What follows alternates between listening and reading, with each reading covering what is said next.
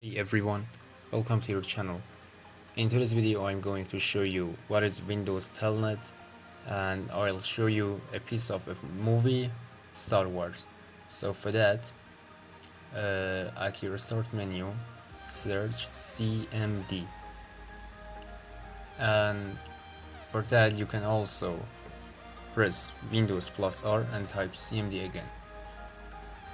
At command prompt you can write Telnet and it will be executed, but if you don't have it you need to enable it. So for that, at your start menu, search 10 Windows features on or off, and there you need to enable Telnet feature.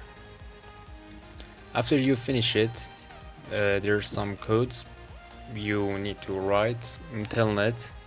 I'll show you them. Here's our Telnet commands: closing, displaying, quit, and things like that. So we don't need them right now, and I just quit.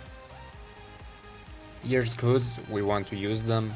The codes are in description, you can watch them. The first code, I type it and enter, and the second one, it's for Star Wars, but in command prompt environment. You can do a lot of things with this Telnet. Time and showing what the time is, and another things. Time was an example. It's 20th century.